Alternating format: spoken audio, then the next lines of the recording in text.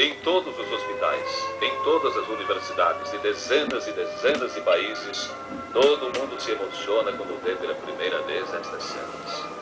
Elas mostram o nascimento de um bebê pelo método Le Boyer. O nascimento sem violência.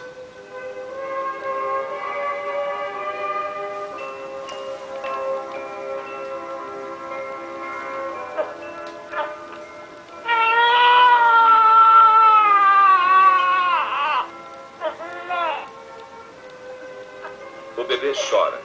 Os pulmões recebem o ar pela primeira vez. E este é o mundo novo, desconhecido, talvez mesmo assustador.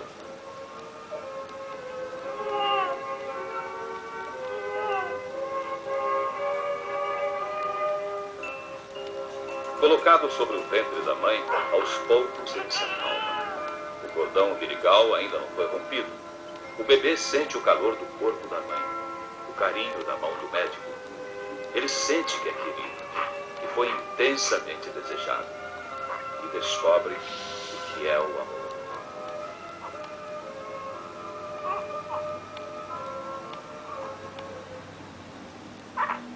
Há 5 anos, quando o médico francês Frédéric Le Boyer escreveu um livro chamado Nascer Sorrindo, o mundo científico se dividiu. Muita gente duvidava das teorias dele. O Dr. Le Boyer dizia que o parto tradicional é uma violência, um trauma que marca a criança pelo resto da vida. E que é preciso receber o bebê na penumbra, num ambiente de calma, de afeto, de muito amor. Hoje, milhares de crianças em todo o mundo, centenas de crianças no Brasil já nasceram pelo método Le Boyer. Nasceram como este bebê.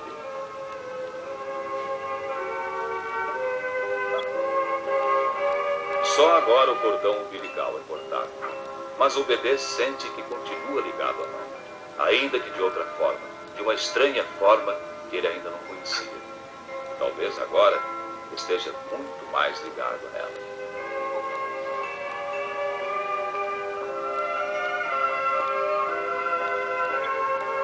Poucos minutos depois do parto, o bebê sorri.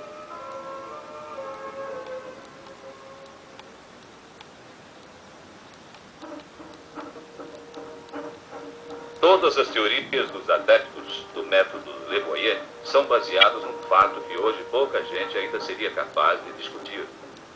Mesmo quando ainda está no útero materno, o bebê é capaz de sentir todas as emoções, todas as violências e todo o carinho também. O Dr. Wilson Eustáquio, presidente da Associação de Ultrassonografia de Minas Gerais, vai mais longe. O feto tem, inclusive, consciência de tudo o que acontece com ele. Já existem alguns trabalhos que provam a consciência do feto.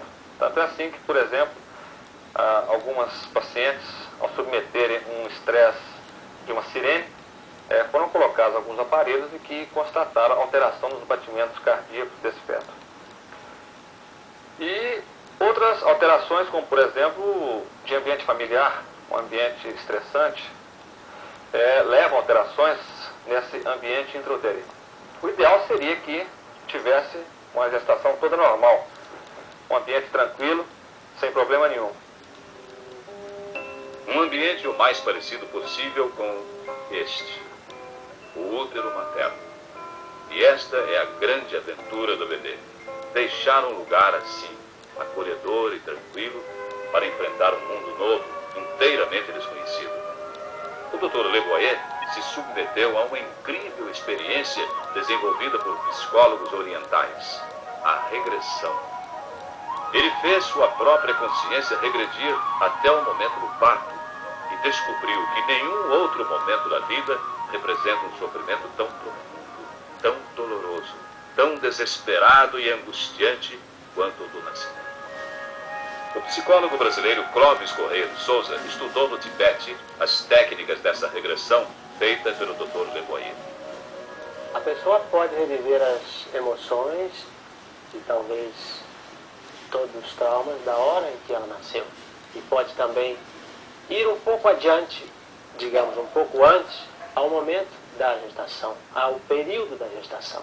E talvez ir até ao momento da fecundação. e a interrogação ficaria ao período antes da fecundação. O senhor acha que o Dr. Le Boyer está certo quando diz que nascer sorrindo evita trauma? Está certo pelo seguinte: na hora do nascimento, os traumas podem ser minimizados e uma entrada na experiência da vida de uma forma harmoniosa pode influenciar para que essa vida se faça de uma maneira harmoniosa. A sua filha nasceu pelo método Le Boyer, né? Minha filha nasceu dentro desse espírito do método Le Boyer. Falando como psicólogo, o senhor acha que a sua filha tem atitudes diferentes de uma criança da idade dela? Toda criança criada com amor, nascida com amor, dentro de uma harmonia, logicamente, tem maior facilidade para encarar o relacionamento com as pessoas, com a vida e com ela própria. Mas em Minas, o método Le Boyer fez muito mais que isso. Mudou a vida de um médico, um obstetra, que, desiludido com a profissão, queria encerrar a carreira. E hoje, vejam só. Olha, há 2 anos que eu venho fazendo fatos assim, e realmente é uma experiência assim, magnífica. Eu já tive a oportunidade de atender a mais de 100 crianças com todos esses cuidados, e sempre é uma experiência nova e extremamente rica para mim. É verdade que o senhor queria desistir da medicina? É verdade, sim. Eu não encontrava assim, nenhuma motivação para exercer a obstetrícia. Mas a partir do momento que eu pude assim, experimentar essa emoção intensíssima que é ver uma criança nascendo bem, sem violência, então, assim, criei uma motivação nova e um novo prazer de trabalhar em obstetrícia. Doutor, e uma mulher pobre? Ela pode fazer esse tipo de parto também? Nascer bem, eu acho que é um direito de todos, e não é apenas de uma elite privilegiada. Infelizmente, o ensino médico no Brasil é muito voltado para um mecanicismo. O médico, muitas vezes, ao atender uma gestante no momento do parto, ele está assim muito apressado, sem aquela atenção, aquele respeito que esse momento merece. E eu acho que, mesmo no Brasil, onde as condições de assistência médica são extremamente precárias, onde o pobre não tem condições de receber um atendimento mais decente, mas se o obstetra mudar a sua mentalidade, o seu coração, valorizar mais a criança e valorizar mais a mãe, indubitavelmente, mesmo em condições precárias, ele vai ser capaz de dar um atendimento mais humano à criança que está nascendo. Mas quase 5 anos depois de usado pela primeira vez no Brasil, o que se pode dizer do método Le Boyer? Qual é a diferença entre uma criança que nasceu sorrindo, que nasceu sem sofrimento, sem violência, e uma criança que nasceu pelo método tradicional? Talvez a mesma diferença que existe entre estas duas irmãs. Rafaela, de 4 anos e meio, e Andréia, de 1 ano e meio. E é a mãe delas, uma psicóloga, que fala dessa diferença. Essa é a Andréia, com 3 anos e meio, nasceu parto Le Boyer. É uma criança tranquila, confiante, segura, ela praticamente não tem medos. E com uma comunicabilidade muito boa, tem muita facilidade em dar e receber carinho. Ao passo que Rafaela é uma criança que bastante irritada, é uma criança que chora com facilidade, uma criança que precisa muito de contato físico.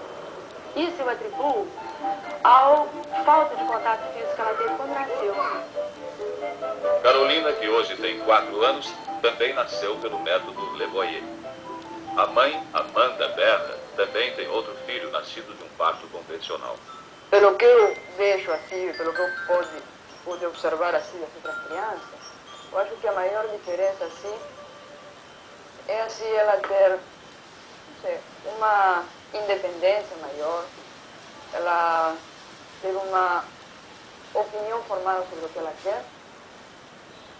E acho que em todo o desenvolvimento motor dela,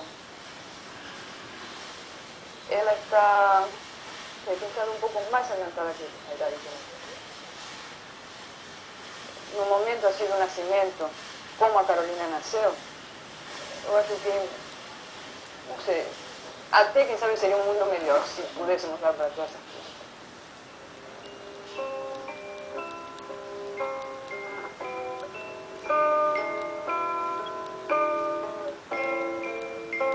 Mas foi esta menina, Cíntia, que hoje está com quase 5 anos, a primeira criança brasileira a nascer pelo método Le Boyer.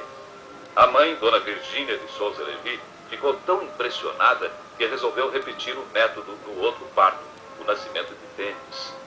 E quem convive com os 2 filhos de Dona Virgínia diz que poucas vezes viu crianças tão calmas, tão carinhosas e tão inteligentes quanto Cíntia e Denis. Simples coincidência? Pode ser. Mas o obstetra Cláudio Basbaum, o médico que fez o parto das 2 crianças, o homem que introduziu o método Le Boyer no Brasil e que na época foi tão discutido, tão durado, explica por que tudo isso não pode ser mais considerado como uma simples coincidência. Estudos foram feitos na França pelo Centro de Estudos Psicológicos da Universidade de Sorbonne, na Universidade de Paris, e através de estudos com crianças, com técnicas baseadas sobretudo nos testes de Gesell modificado e outros testes mais demonstraram que essa primeira acolhida ao bebê lhes permitiu um maior número de pontos positivos em todos os parâmetros analisados. A nossa observação clínica, a nossa experiência, os nossos olhos, a nossa intuição e a informação das mães e das pessoas que se encontram em volta vem permitindo também um dado de grande valor, que a nossa própria experiência demonstra. São crianças sem medo, são crianças mais seguras. Logo que a criança nasce,